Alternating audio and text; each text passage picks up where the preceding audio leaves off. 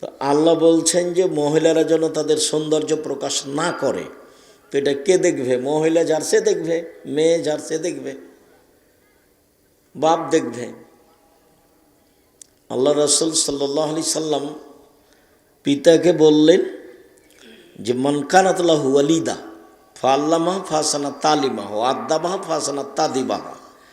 কারো যদি কাজের মেয়ে থাকে বা নিজের মেয়ে থাকে, সে যদি তাকে শিখিয়ে দেয়, সুন্দর শিখিয়ে দেয়, শিষ্টাচার শিখিয়ে দেয়, সুন্দর শিষ্টাচার শিখিয়ে দেয়, মানে বিদ্যাও সুন্দর আছে আবার শিষ্টাচারও সুন্দর আছে। তো বিদ্যে শিখিয়ে দিল, ভালো বিদ্যে শিখিয়ে দিল, শিষ্টাচার শিখিয়ে দিল, ভালো শিষ্টাচার শিখিয়ে দিল, তাহলে এই বাপ ডবল নেকি পাবে, ও জান্নাতে যাবে। আর একবার আল্লাহ রাসূল সাল্লাল্লাহু আলাইহি সাল্লাম বলছেন মান কানাত লাহু মান আলা সালাসা বানাতিন, কেউ যদি 3টা মেয়ের লালন পালন করে, তখন 3টা মেয়ের লালন পালনের ব্যাপারে এভাবে বললেন, 1 আল্লামাহুন্না, তাকে বিদ্যে শিখিয়ে দিল, 2 ও আদ্দাবাহুন্না, তাকে শিষ্টাচার শিখিয়ে দিল, 3 আহসানা ইলাইহিন্না, তার সাথে সদাচরণ করলো। তখন এই মেয়ে 3টি বিচারের মাঠে বাপকে জান্নাতে নিয়ে যাওয়ার জন্য জাহান্নাম থেকে অন্তরাল হয়ে যাবে। এভাবে অন্তরাল, ওইদিকে থাকবে জাহান্নাম, এদিকে থাকবে পিতার, মধ্যে থাকবে মেয়েরা। মেয়েরা আল্লাহকে বলবে আমার বাপকে জান্নাতে দিতে হবে আগে, তারপরে কোনো কথা। এইভাবে মেয়েরা বেঁকে যাবে। তা আপনার মেয়ে এখন দোকানে হেঁটে বেড়াচ্ছে, বলেন আপনার মেয়ে আপনার পক্ষে কথা বলবো কি হিন্দুর মেয়ে? ওই যে হেঁটে বেড়াচ্ছে, যেটা হ্যাঁ হ্যাঁ করে এসেছে আবার হ্যাঁ হ্যাঁ করে চলে যাচ্ছে, ওটা হিন্দুর মেয়ে? ওই যে দেবরের মোটর সাইকেলে এসেছে, ওর চাচাতো ভাইয়ের মোটর সাইকেলে এসেছে, ওটা হিন্দুর মেয়ে? কি বুঝাতে চাচ্ছেন আপনি আমাকে? আল্লাহ নবী তো বলেছেন যে 3টা মেয়ে বিচার মাঠে বাপকে জান্নাতে নিয়ে যাওয়ার জন্য জান্নাত থেকে অন্তরাল হয়ে যাবে, বলবে আগে আমার বাপকে জান্নাতে দিতে হবে, তারপরে কোনো কথা। কেন? বিদ্যে শিখিয়ে দিয়েছে বাপে মেয়েকে, শিষ্টাচার শিখিয়ে দিয়েছে। শিষ্টাচার কী জিনিস সে তো আপনিও কোনো দিন ভাবেননি, মেয়েও কোনো দিন ভাবেনি। মেয়ে তো মনে করছে এটাই শিষ্টাচার, দুলা ভাইয়ের সাথে যাবো, বাজার করে বেড়াবো, হ্যাঁ হ্যাঁ করে হেঁটে হাসবো, এটাই হলো শিষ্টাচার।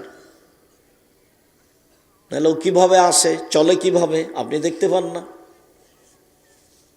দেখতে পান না কেন? দেখা তো উচিত। এটা তো রংপুর। রংপুর মানে কি বুঝাতে চাইলেন আব্দুর রাজ্জাক সাহেব?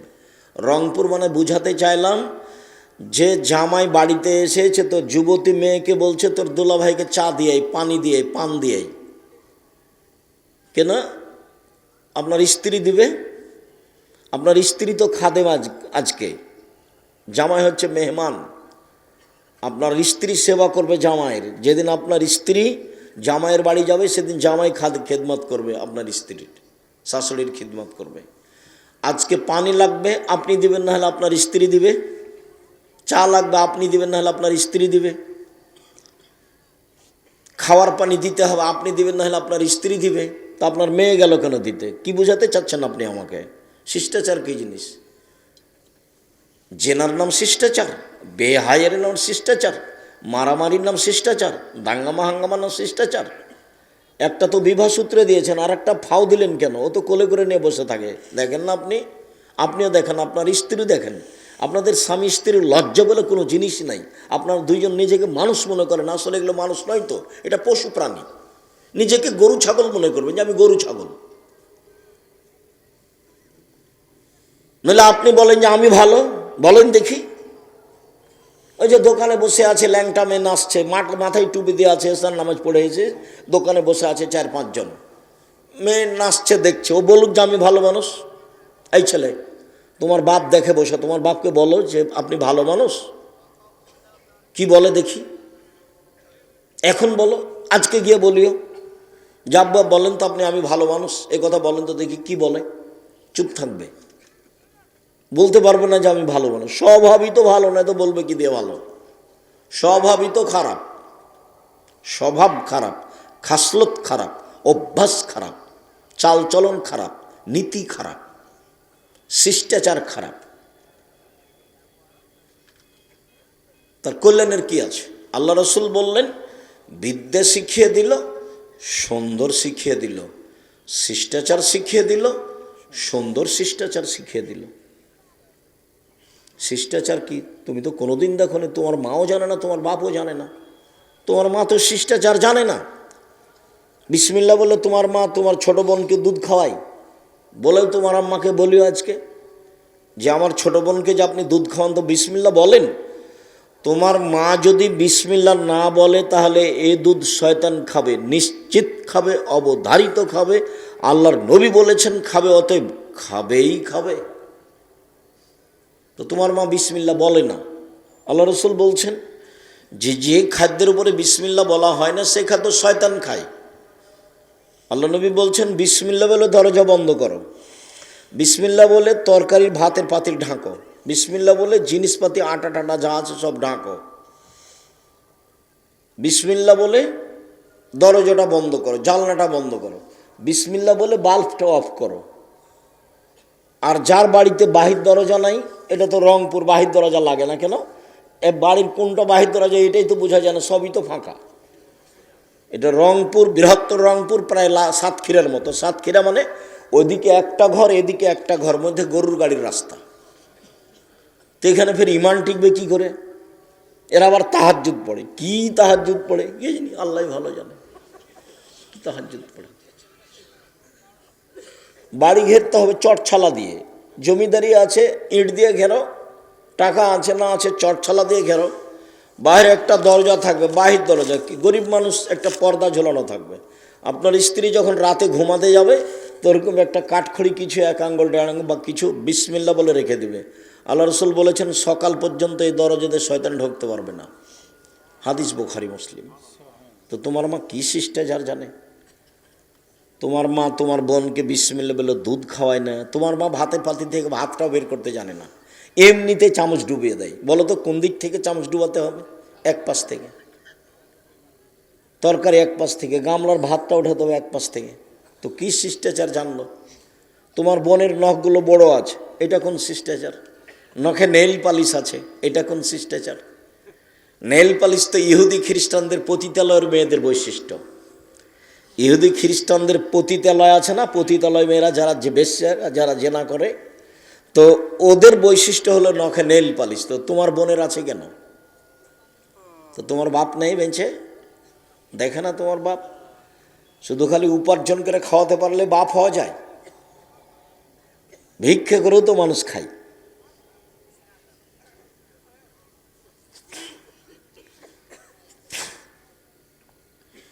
বাপ মা মানে পাহারাদার। আল্লাহ রসুল তো শক্ত করে বলেছেন, মা হলো মা মানে বিদ্যা শিখিয়ে দিবে, সুন্দর বিদ্যা শিখিয়ে দিবে, শিষ্টাচার শিখিয়ে দিবে, ছেলে মেয়েকে পরিপাটি করে রাখবে, পাহারা দিবে। তো কি পাহারা দিল? কি পাহারা দিল? সম্মানিত দিনী ভাই বোন, আল্লাহ তাআলা বলেন, মুহাম্মদ সাল্লাল্লাহু আলাইহি সাল্লাম আপনি মহিলাদের বলে দেন তারা যেন চক্ষু নিচু করে চলে, ওরা যেন গায়ে কাপড় দিয়ে চলে, ওরা যেন ওদের সৌন্দর্যকে ঢেকে রাখে। আল্লাহ বলছেন, অকারনা ফি বুয়ুতিকুন্না ওয়ালা তাবাররাজনা তাবারুজাল জাহিলিয়াতিল উলা। হে মুসলিম মহিলা, তোমরা বাড়িতে থাকো। বন্যতার যুগে, বর্বরতার যুগে, অসভ্যতার যুগে নারীরা যেভাবে প্রদর্শনী দিয়ে রাস্তাঘাটে চলতো সেভাবে চলো না। মানে এখন যেভাবে মেয়েরা চলছে রাস্তাঘাটে, এইভাবে জাহিলিয়াতের যুগে চলতো, মানে আমাদের নবী আসার পূর্বে। ওটাকে বলা হয়েছে মূর্খতার যুগ, জাহিলিয়াতের যুগ, বন্যতার যুগ, বর্বরতার যুগ, অসভ্যতার যুগ। তো এইটা তো পল্লী এলাকা। তো তোমার বোন বাজারে যাই কেন? কেন যাবে? তুমি মরেছ, তোমার ভাই মরেছে, তোমার বাপ মরেছে, তোমার বোন বাজারে গেল কেন? আপনি মহিলা মানুষ, আপনি বাজারে গেলেন কেন? আপনার দেবর নেই, আপনার ভাসুর নেই, আপনার শ্বশুর নেই, আপনার বাপ নেই, আপনার বোনের ছেলে নেই, আপনার ভাইয়ের ছেলে নেই, এরা কি সবাই মরে গেছে? তাই আপনি বাজারে গেলেন, ভ্যানিটি ব্যাগ হাতে করে সরম হয়ে গেল। এটা কিসের ব্যাগ? অত শয়তান থাকে? কি দেখাতে চান? ওগুলো আপনার ভাই দেখে না, আপনার বাপ দেখে না? কই আমরা তো বাজারে যাই না, আমরা মরে গেছি।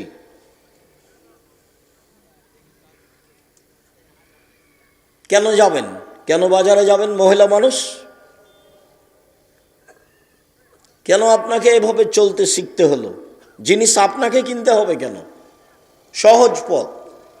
মহিলা মানুষ দুটা জীবনে কাজ করিয়েন না। এক, অভিমান। অভিমান করেছেন মানে সংসার ধ্বংস হয়ে গেছে। একটা প্রতিবাদ করবেন না, করলেন মানে সংসার ধ্বংস হয়ে গেছে। আব্দুল রাজ্জাক সাহেব, অভিমান মানে কি? অভিমান মানে হলো এই যে তুমি আমাকে স্বপ্নপুরী দেখতে নিয়ে গেলে না, কোথায় কক্সবাজার থেকে আসে দেখতে, আর রংপুরে আমার বাড়ি কাছে আছে স্বপ্নপুরী, একদিন দেখতে নিয়ে গেলে না, এর নাম অভিমান। একটা ভালো কাপড় দিলে না, যখনই একটু দেরি হবে তখন শয়তান বলবে, সারা দিন ওই মহিলার পিছে লেগে থাকবে শয়তান, দেখলে তোর স্বামী কথা মানে না, এর আগেও বলেছিলে দেয়নি, দেখলে কিছু তোমার স্বামী তোমাকে দেয়ই না, কোনো দিনই দেয়নি। এভাবে শয়তান বলতে বলতে বলতে এমনভাবে সারা রাত আর তাকে ঘুমাতে দেবে না। সকালবেলাতে বলবে তোর সংসার আমি থাকবো না। তো বললাম ঠিক আছে থাকিস না, যা। তো বলছি এখনই তালাক দিয়ে দে। আচ্ছা দিচ্ছি, তো এক্ষুনি তালাক দে। আগে তখন তালাক দিয়েছে, 1 তালাক, 2 তালাক, 3 তালাক, 1000 তালাক, মানে যেমন তালাক দেওয়া হয়েছে তেমন শয়তান আর নেই, চলে গেছে। এখন ধরা পড়ে গেছে, ছেলে মেয়ে তো 3টে। তো এখন আর কি হবে? এখন তো কঠিন অবস্থা। বেগুনের গাছে বেগুন তুলে খাওয়া যায়, মোলা তুলে খেলে গাছটাই শেষ। তালাক দিলে বউ শেষ। দুটা কিছু গালি দেওয়া, মারা, বকা ভালো, কিন্তু তালাক মুখ দিয়ে বের করলেই তালাক হয়ে যাবে। ইচ্ছায় বললেও হবে, অনিচ্ছায় বললেও হবে, জিদ করে বললেও হবে, তৎ করে বললেও হবে, হাসি মজাক করে বললেও হবে, তালাক তালাকি। আল্লাহ রসুল বলছেন জিদ্দুহুনা জিদ্দুন সালাম হাজলাহুনা জিদ্দুন। 3টা জিনিসের চূড়ান্ত চূড়ান্ত, তৎ ও চূড়ান্ত, মজাক ও চূড়ান্ত। সেটা হলো, একটা হলো তালাক, একটা হলো বিবাহ, একটা হলো আজাদ, মুক্ত করা। অকারনা ফি বইউতে কুন্নাওয়ালা তাবাররাজনা তাবারুজাল জাহিলিয়াতুল উলা। মহিলারা তোমরা বাড়িতে থাকো, এটা আল্লাহর আদেশ।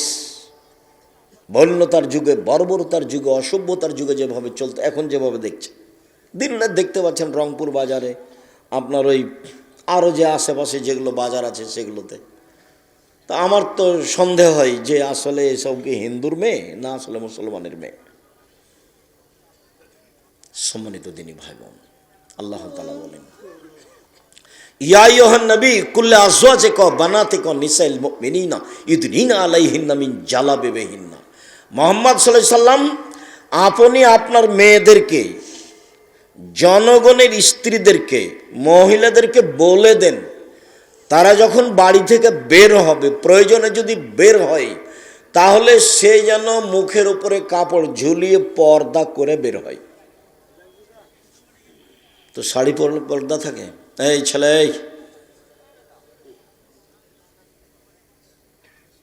কেমন অনুভূতি! দূর থেকে চিৎকার করে বলছে, একটা জিনিস দিচ্ছে তো চিৎকার করে বলছে যে নাও।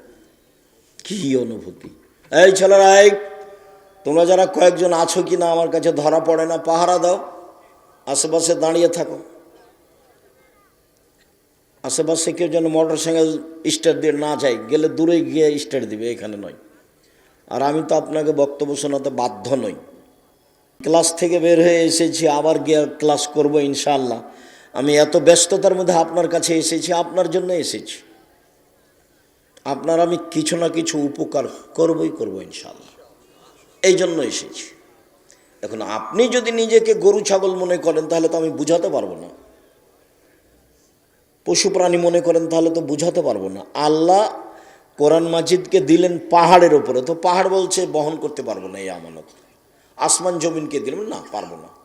তো মানুষ বললো যে আমরা পারবো, তো যেমনই মানুষ বললো যে আমরা পারবো, তেমন আল্লাহ তাআলা বললেন জলুমান জাহুলা, মানুষ বড় জাহেল, মানুষ বড় জালেম, মানুষ বড় জাহেল, মানুষ বড় জালেম। অবাক কথা, কোরআন মাজিদের জিম্মেদারি আমরা নিলাম, সেজন্য আমরা জাহেল হয়ে গেলাম, জালেম হয়ে গেলাম। এটা বুঝতে ভুল হয়েছে। জালেম মানে কে? বুঝেও মানে না যে সে হলো জালেম। বুঝেছে যে এটা আমাকে করা লাগবে, ও জানে যে বিড়ি তামাক জর্দা সিগারেটগুলো হারাম, খাদ্য হারাম, এগুলো খেয়ে ইবাদত কবুল হবে না। বিড়ি তামাক জর্দা সিগারেটগুলো এগুলো হারাম খাদ্য, এগুলো নেশাদার দ্রব্য, এ দিয়ে ইবাদত কবুল হবে না। তারপর নিয়মিত জর্দা খাই, গুল খাই, তে হলো জালেম, মানে জেনেও মানে না যে সে হলো জালেম। চেষ্টা করলে বুঝতে পারবে কিন্তু চেষ্টা করে না, সে হলো জাহেল। আমি এই টেবিলটার সামনে 1 ঘন্টা বক্তব্য দিয়ে বলছি টেবিল বড় জাহেল, আমার কথাই বুঝে না, এটা হবে? মাইকের সামনে 1 ঘন্টা বক্তব্য দিয়ে বলছি মাইক বড় জাহেল, আমার কথাই বুঝে না, তো এই কথাটা মানালো? তো মানুষ চেষ্টা করলে বুঝতে পারবে কিন্তু চেষ্টা করে না, তখন মানুষ হলো জাহেল। আর জানে বুঝে মানে না, তখন হলো জালেম। জানে বুঝে মানে না, তখন হলো জালেম। সম্মানিত দিনী ভাই বোন, বলছিলাম আল্লাহ তাআলার আদেশ, মহিলারা যখন বাড়ি থেকে বের হবে তখন পর্দা করে বের হবে, এটা আল্লাহর আদেশ। আল্লাহ তাআলা বলছেন ওয়াইদা সাআলতুমুহুন্না মাতান ফাসআলুহুন্না মিন ওয়ারাই হিজাব। পৃথিবীর মানুষ, তোমরা যদি মহিলাদের কাছে কিছু চাও তো অন্তরাল থেকে চাও, আট থেকে। তো খোলা মাঠে আপনার স্ত্রী আছে, সেখানে অন্তরাল কি? আবার আপনার স্ত্রী আপনিও দেখতে পান যে আপনার জামাই আপনার যুবতী মেয়েকে কোলে করে নিয়ে বসে আছে, এটা আপনিও দেখতে পান। তো অন্তরাল কি হলো? হাটে বাজারে যাচ্ছে ভ্যানিটি ব্যাগ না আপনার স্ত্রী, তো অন্তরাল কি হলো? কেন বাজারে যাচ্ছে? আল্লাহ বলছেন যে মহিলাদের কাছ থেকে কিছু নিতে হলে অন্তরাল 8 থেকে নাও, কথা বললে 8 থেকে বলো, এটা তোমাদের জন্য, তোমাদের অন্তরের জন্য পবিত্রতা, ভালো, ভুল পথ থেকে বেঁচে যাওয়া, এটা হলো আল্লাহর আদেশ। সম্মানিত দিনী ভাই বোন, মহিলাদের মর্যাদা অনেক বেশি, অনেক বেশি। দেখায় আপনাকে এত বেশি যে এর ধারে কাছে পুরুষ মানুষ নেই। আব্দুর রহমান আউফ বলছেন যে ইন্নাল মারাতা ইজা সাল্লাত খামসাহা, মহিলা যখন 5 ওয়াক্ত সালাত আদায় করলো, অসামাত শাহরাহা, রমজান মাসে সিয়াম পালন করলো, ও আতাত বালাহা, স্বামীকে মেনে চলল, অহসানাত ফারজাহা, জেনায় লিপ্ত হলো না, তখন সে জান্নাতের 8টা দরজার যে কোনো দরজাতে ঢুকতে পারবে। এইরকম 4টা কাজ করলে কোনো পুরুষ জান্নাতে চলে যাবে, এরকম কথা আল্লাহ রাসূল বলেননি। 1 মিনিট, একটা কাজ আছে সেখানে পুরুষ নারী সবাই। কি? রাসূল সাল্লাল্লাহু আলাইহি সাল্লাম বলছেন যে ব্যক্তি ওযু করবে, সুন্দর করে ওযু করবে, ওযুর পরে যদিও বলে আশহাদু আল্লা ইলাহা ইল্লাল্লাহু ওয়াহদাহু লা শারীকা লাহু ওয়া আশহাদু আন্না মুহাম্মাদান আবদুহু রাসূলুহু, তাহলে তার জন্য জান্নাতের সব দরজা খোলা। তো তাহলে এখানে তো পুরুষ নারী সবাই সমান। আপনার জন্য যদি এখন থেকে কিয়ামত পর্যন্ত চেষ্টা করি যে একটা ভিন্ন মর্যাদা বের করব পুরুষ হিসাবে, তা বের করা যাবে না। মহিলাদের যাবে অনেক। কয়েকটা দেখায়, এই ছেলে বসো, ঢং দেখাচ্ছ। আপনারা ভাই আর একটু খেয়াল করবেন, পরিবেশ নষ্ট করে। ও তো এমনি এসেছে, হুড়াহুড়ি করছে, একটু পরে বাইরে যা হুড়াহুড়ি করবে, দৌড়াদৌড়ি করবে। ও তো আর বোঝার শক্তি নেই, বোঝার প্রয়োজনও নেই। দয়া করে কিছুক্ষণ অপেক্ষা করবেন। আমরা তো আর আব্দুল্লাহ বিন ফজল নই যে ভোর পর্যন্ত বক্তব্য দিব। কিছুক্ষণের মধ্যেই আমাদের কথা শেষ হয়ে যাবে ইনশাআল্লাহ। সম্মানিত দিনী ভাই বোন, আপনাকে আমি মহিলাদের মর্যাদা দেখাচ্ছি যেখানে পুরুষের কোনো সুযোগ নেই। তার একটা দেখালাম, কোনো মহিলা যদি 5 ওয়াক্ত সালাত আদায় করে, 1, 2 রমজানের সিয়াম থাকে, 3 স্বামীকে মেনে চলে, তিতা লাগলেও মিঠা লাগলেও মেনেই চলতে হবে। মানে স্বামীর সাথে খারাপ আচরণ করে জান্নাত পাওয়া যাবে না। আব্দুর রাজ্জাক সাহেব, আপনার এই কথা আমরা জানি, কিন্তু আমার স্বামীর মুখ এত খারাপ যে ওর মুখের দিকে তাকাতে আমাকে ঘৃণা লাগে। এর পরেও আপনি ধৈর্যের পরিচয় দিয়ে সংসার করেন, এটা আমি আপনার দিনী ভাই হিসেবে পরামর্শ দিচ্ছি। শেষ পর্যন্ত যদি আপনি টিকতে নাই পারেন তো খোলা তালাক করে নেন, কোনো সমস্যা নেই। কাজীর কাছে কালকে গিয়ে বলেন যে আমি সংসার করব না, কাজী একটা তালাকনামা লিখে দিবে, আপনি মোহর টোহর যা নিয়েছেন তা ফেরত দিয়ে পাঠিয়ে দেন, একটা চেয়ারম্যানের কাছে দিয়ে পাঠিয়ে দেন, আর একটা লোকের কাছে দিয়ে পাঠিয়ে দেন। আপনি যেদিন লিখে দিয়েছেন কাজীর কাছে খোলা তালাক, সেদিন থেকে নিয়ে 30 দিন পরে বিবাহ বসতে পারবেন। আর আপনার স্বামী যদি আপনাকে তালাক দেয় তাহলে 90 দিন থামতে হবে। স্বামী যদি স্ত্রীকে তালাক দেয় তাহলে স্ত্রীকে কতদিন থামতে হবে বিবাহ বসার জন্য?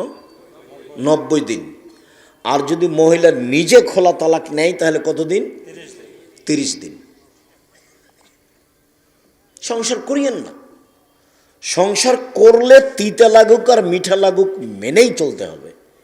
সপ্তাহ সপ্তাহ কথা বলেন না, মাস মাস কথা বলেন না। আপনি এক জায়গায় থাকেন, আপনার স্বামী এক জায়গায় থাকে, এটা কি? এগুলো কি জীবন? এটা হবে না। এভাবে সংসার করা হবে না, তাকে মেনেই চলতে হবে। যে কয়েকটা হাদিস বলবো সবটাতেই দেখেন আপনাদের মর্যাদা অনেক বেশি, কিন্তু কথা স্বামীর সাথে লেগে আছে।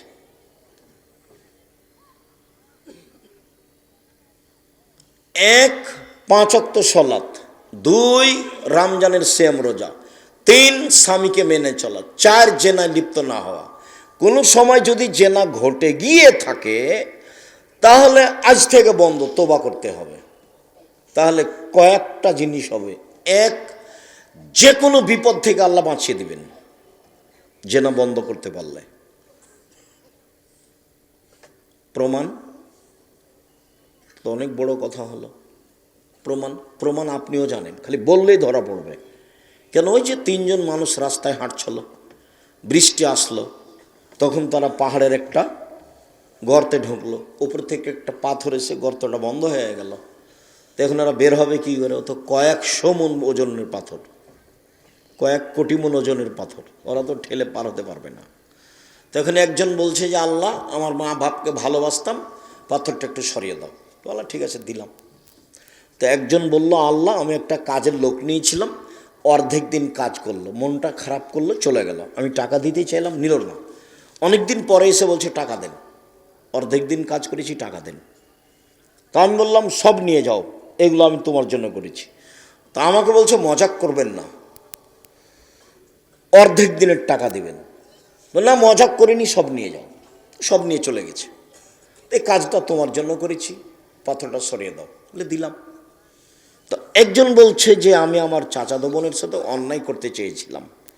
তো আমার চাচাতো বোন আমাকে গরিব মানুষ মনে করে বলেছিল যে 100টা স্বর্ণ মুদ্রা লাগবে, দেনার, তাহলে আমি অন্যায় প্রস্তুত। আমার বিশ্বাস ছিল আমার চাচাতো ভাই নিঃস্ব মানুষ, টাকা ইনকাম করতে পারবে না। হঠাৎ একদিন দেখা গেল সে টাকা নিয়ে উপস্থিত, সে অন্যায় করার চেষ্টা করলো, আরম্ভ করবে। এরকম সময় আমি বললাম দেখ, অন্যায় করে আমাকে অসতী প্রমাণ করিস না, আল্লাহকে ভয় কর। তো আমার বোন যখন এভাবে বলল তখন আমি অন্যায় করিনি। তা আমি তো অন্যায় করিনি, আমি জেনা করিনি, আমি নিজেকে বাঁচিয়ে নিয়েছি, তুমি পাথর সরিয়ে দাও। তা আল্লাহ বললেন ঠিক আছে দিলাম। তুমি অন্যায় বন্ধ করো, বিপদ থেকে বেঁচে যাবা, যে কোনো বিপদ থেকে। তুমি যদি অন্যায় বন্ধ করতে পারো তাহলে বিচার মাঠে বিশেষ ছায়াতলে থাকতে পাবা। 7 শ্রেণীর মানুষ বিশেষ ছায়াতলে থাকবে, তার 1 শ্রেণীর মানুষ যে অন্যায়ের প্রস্তাব দেয় তখন বলে ইন্নী আখাফুল্লাহ, আমি আল্লাহকে ভয় করি। ওটা বুখারী মুসলিম, এটাও বুখারী মুসলিম। আর এখন যেটা বলছি সেটা কোরআন মাজিদের আয়াত, অনাহান নাফসা আনিল হাওয়া ফাইনাল জান্নাত হিয়াল মাওয়া। কেউ যদি নিজেকে অন্যায় থেকে ঠেকাতে পারে আমি আল্লাহ তাকে জান্নাতুল মাওয়া দিয়ে দিলাম। তা আপনি মহিলা মানুষ, আপনি নিজেকে অন্যায় থেকে ঠেকান, জান্নাতের সব দরজা খোলা। আর পরে যেটা বললাম যে অজু করার পরে এই দোয়া পড়লে জান্নাতের সব দরজা খোলা, এটা পুরুষও সুযোগ পাবে, মহিলাও সুযোগ পাবে, সমান সমান। মহিলাদের ভিন্ন মর্যাদা। রাসূল সাল্লাল্লাহু আলাইহি সাল্লাম বলছেন, পৃথিবীর মানুষ শুনে রেখো, খাইরুন নিসা, সবচেয়ে ভালো মহিলা কে? তো ভালো বলতে গিয়ে মানে জান্নাতে যাবে কারা? এক, নবী, নবী জান্নাতে যাবেন। দুই, সিদ্দিক, সত্যবাদী জান্নাতে যাবে। তিন, শহীদ, শহীদ জান্নাতে যাবে। চার, ও নিসা, ও আহলুন নিসা, ও নিসা মিন আহলিল জান্নাহ, মহিলারা জান্নাতে যাবে।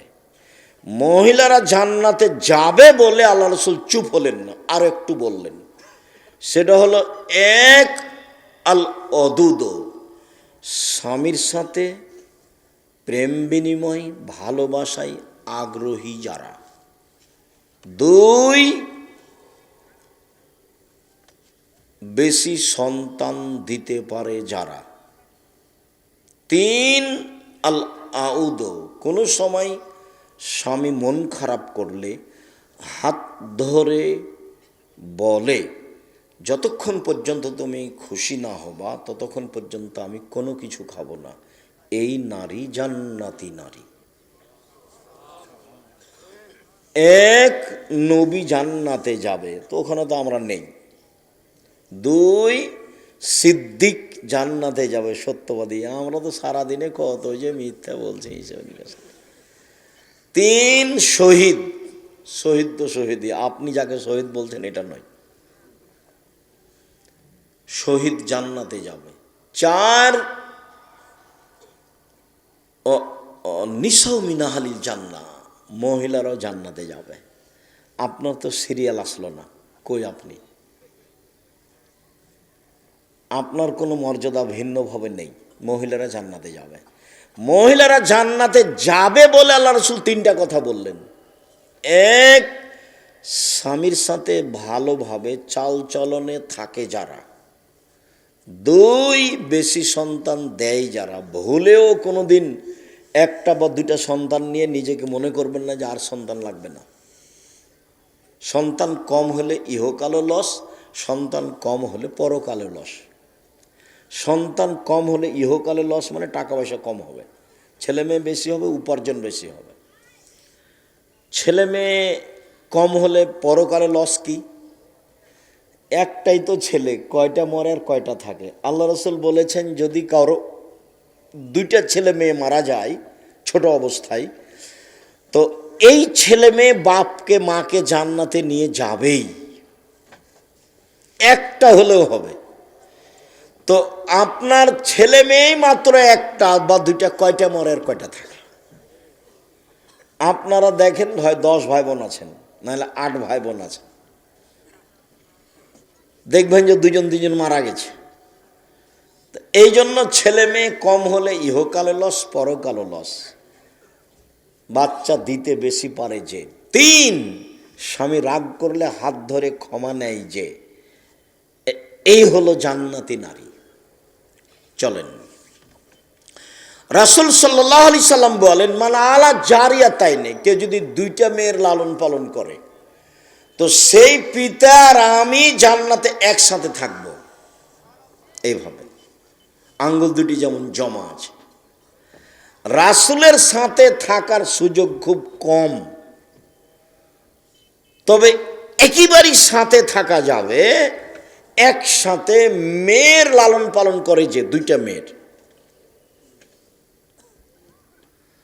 আর একটা পথ আছে, তবে এত পাশে নয়, সেটা হলো এই, এতিম যদি কেউ লালন পালন করে তাহলে এইরকম একটু ফাঁকা। আর আরেকটা বলেছেন যে কেউ যদি সত্যবাদী ব্যবসায়ী হয়, ব্যবসা সত্যবাদী যদি হয়, তাহলে নবীর সাথে জান্নাতে থাকতে পাবে। তখন কিন্তু এরকম বলেননি, বলেছেন যে সাথে থাকতে পাবে। আর আরেকটা বলেছেন, কেউ যদি নিয়মিত তাহাজ্জুদ পড়ে বেশি সিজদা করে তাহলে নবীর সাথে থাকার সুযোগ হবে, তবে এরকম নয়। তাহলে এইভাবে থাকার সুযোগ কোথা থেকে আসলো? মেয়ে, দুইটা মেয়ে লালন পালন করলে। 10টা ছেলেকে যদি মাস্টার ডিগ্রি পাস করান তো এক নেকিও হবে না। তো পড়াবো কেন? জন্ম দিয়েছেন এই জন্য, নাহলে তো টোকাই হবে, মানুষের জিনিস চুরি করে খাবে। নাহলে আপনার ছেলের খবর আপনি জানেন। আপনার ছেলে মেয়ে গার্মেন্টসে গেল কেন? আপনাকে তো আমি বলেছি ছেলে মেয়ে মানুষ করবেন শেষ চেষ্টা। কিভাবে করবেন? বাপের জমিদারি দিয়ে করেন। কিভাবে করবেন? ব্যবসা করে করেন। কিভাবে করবেন? দিন মজুরি করে করেন। কিভাবে করবেন? ভিক্ষা করে করেন। শেষ উপার্জনের পথ কি? ভিক্ষা। এরপরেও ছেলে মেয়ে গার্মেন্টসে যেতে পাবে না। বাপ শেষ পর্যন্ত ছেলে মেয়েকে কিভাবে পড়াবে? ভিক্ষা করে। আল্লাহ রাসূল আদেশ করছেন, আনফিক আলাইয়ালিক মিন তাওলিক, তুমি তোমার উপার্জিত সম্পদ তোমার ছেলে মেয়ের পিছনে খরচ করো। কি বলতে চাচ্ছেন আমি আপনার কথাতে খুব কষ্ট পাই। আপনি ছেলে মেয়েকে যেভাবে মানুষ করতে চেয়েছেন সেভাবে আপনার উদ্দেশ্য ভালো হয়নি। আপনি বলছেন যে আমার ছেলেটার মেধা ভালো, ওকে একটা ডাক্তার বানাবো। তো প্রায় ডাক্তারই তো করে প্রতারক। ওই কোম্পানির ওষুধ লিখে যে কোম্পানি তাকে টাকা দিয়েছে। বলছেন বড় ইঞ্জিনিয়ার বানাবো, তো প্রায় ইঞ্জিনিয়ারই তো চোর। তো আপনি এটা কি করলেন? আর সকালে উঠে গিয়ে আপনার ছেলে যখন স্কুলে যায় তখনই বলে, ও কালিমা তোমার আকাশ, ও কালিমা তোমার বাতাস। ওর জন্মই শিরক, ওর ভিত্তি শিরক দিয়ে। তা আপনি কি ছেলে মানুষ করলেন? আপনার ছেলে জাতির কি করতে পারে? আপনার ছেলে জাতির কিছুই করতে পারে না। ও টাকা চুরি করে আর প্রতারক, ধোঁকা দেয় মানুষকে। ছেলে মানুষ করবেন যাতে করে জাতির অন্যায়ের বিরুদ্ধে লড়তে পারে, শিরকের বিরুদ্ধে লড়তে পারে, বিদাতের বিরুদ্ধে লড়তে পারে। যে কয়েকদিন বেঁচে আছি হকের উপরে জাতিকে পরকালমুখী করব, সেই জন্য বেঁচে আছি। যা হবে হবে। জাতিকে শিরক মুক্ত করব, সেই জন্য বিদ্যা অর্জন করেছি। জাতিকে বিদাত মুক্ত করব, সেই জন্য বিদ্যা অর্জন করেছি। আমি মুসলিম, চিররণবীর, মরণকে করি না ভয়। মরলে শহীদ, বাঁচলে গাজী, আমার উভয় সমান। মরো যতটুকু, বাঁচাও ততটুকু। মরলেও শহীদ, মরলেও জান্নাতি, বাঁচলেও জান্নাতি, উভয়ই সমান। এই জন্য আমি পড়াশোনা শিখেছি, জাতির উপকারের জন্য। কোম্পানি যে টাকা দিয়েছে আমি ওষুধ লিখেছি। একে আপনি এত টাকা দিয়ে পড়িয়ে কি করলেন? ও লন্ডন থেকে পড়েছে, তাতে কি হবে? চাঁপাইনবাবগঞ্জের ভাষাতে আমও গেছে, ছালাও গেছে, কাঁদতে কাঁদতে 2 চোখও গেছে। 16 আনাই মিছে, জীবনটাই 16 আনাই মিছে।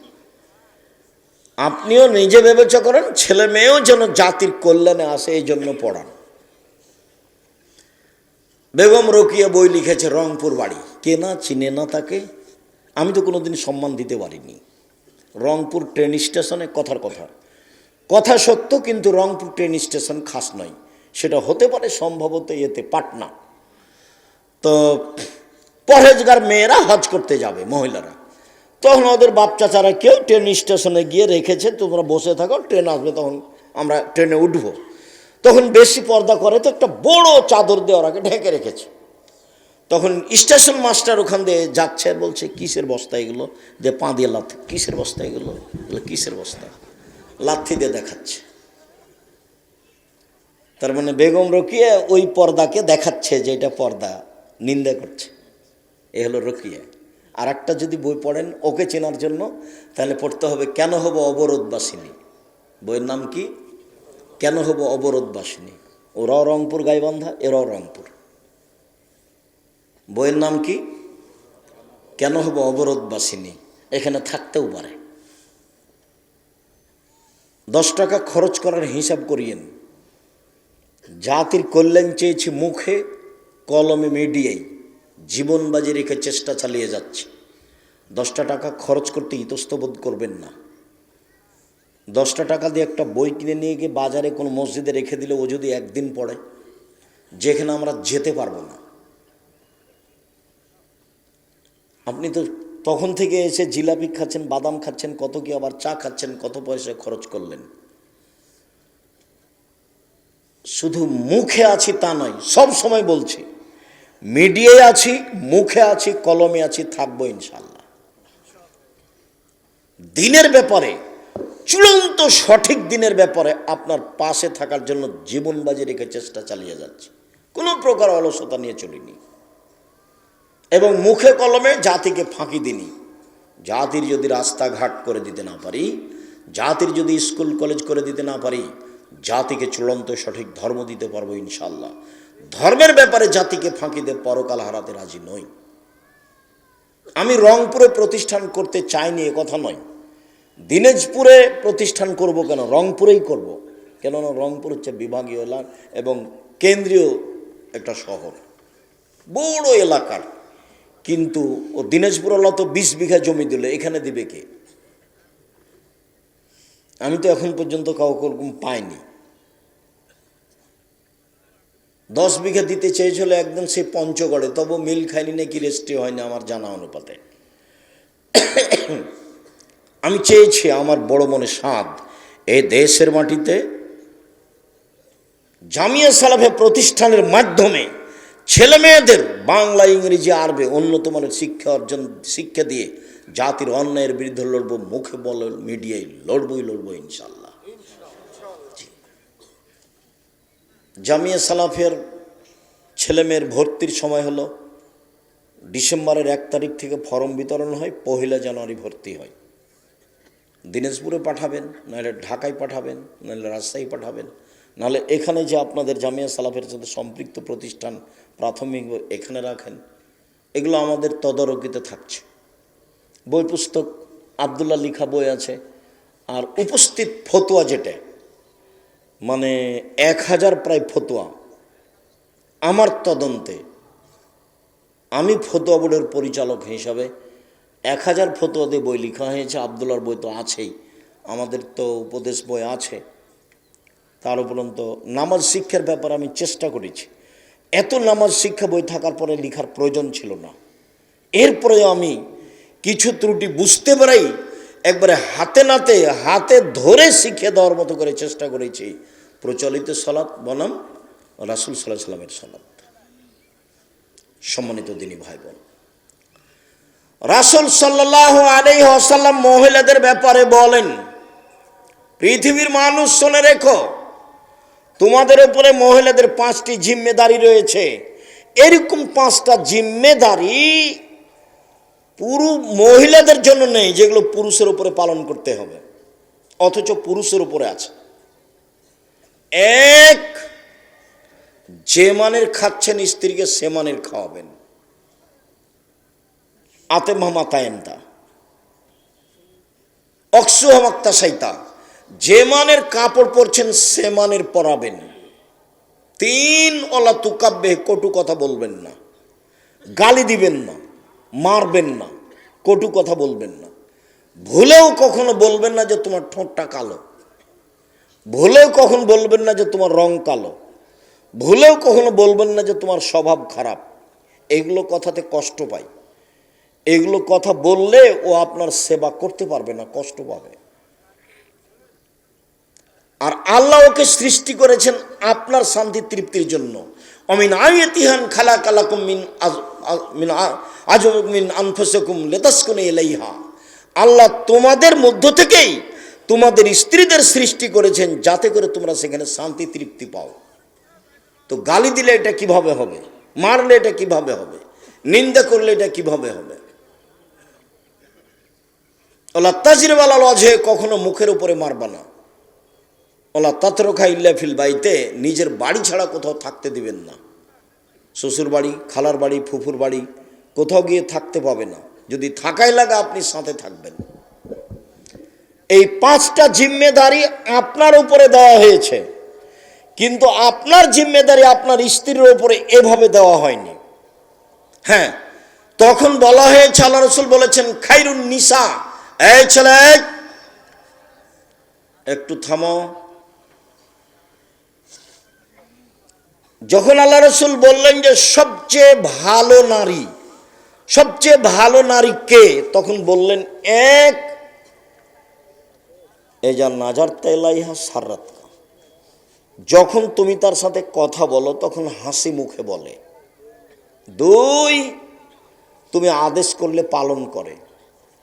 তিন, তুমি না থাকলে নিজেকে হেফাজতে রাখে এবং তোমার সম্পদ হেফাজতে রাখে।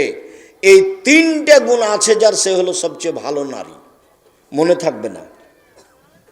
এক, স্বামীর সাথে কথা বললে হাসি মুখে বলে। দুই, স্বামী আদেশ করলে পালন করে। তিন, স্বামী বাড়িতে না থাকলে নিজেকে হেফাজতে রাখে এবং স্বামীর সম্পদ হেফাজতে রাখে। এই তিনটা গুণ আছে যার, সে হলো সবচেয়ে ভালো নারী। তখন শুধু আপনার জিম্মেদারি দেওয়া হলো যে আপনার সম্পদটা দেখাশোনা করবে ও। কিন্তু এই হাদিসে 5টা জিম্মেদারি আপনার উপরে চাপানো হয়েছে।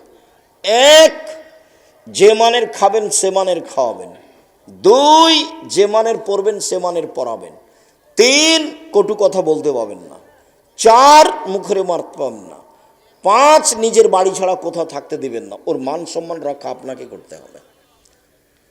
বুখারী মুসলিমের এক হাদিসে এসেছে, রাসূল সাল্লাল্লাহু আলাইহি সাল্লাম বলেন, পৃথিবীর মানুষ, নারীদের ব্যাপারে সাবধান থাকো, নারীদের ব্যাপারে আল্লাহকে ভয় করো। কেন? তোমরা আল্লাহর নিরাপত্তাতেই তাদের বাড়িতে নিয়ে এসেছো। কোনো সময় নিরাপত্তার ব্যাঘাত ঘটলে তোমরা আল্লাহর আমানতের নষ্ট করেছো, আল্লাহর আমানতের ক্ষতি করেছো। দুই, ওয়াস্তাহাল আলামতুম বেফুরুজিহিন্না বিকালিমাতিল্লাহ, আল্লাহর কালেমা দিয়ে তাদেরকে বৈধ করেছ। অতএব আল্লাহকে তাদের ব্যাপারে খুব ভয় করো, তাদের সাথে চলতে ফিরতে ভালো আচরণে সব সময় অটল মজবুত থেকো। কোনো সময় তোমার পক্ষ থেকে যেন তার উপরে মন্দ আচরণ না থাকে। তারপরে বলছেন, তোমার উপরেই রয়েছে ও আলাইকা, তোমার উপরে রয়েছে লাহন্না কেসওয়াতুহুন্না রিজকুহুন্না, ওদের খাদ্যের ভার, ওদের পোশাকের ভার।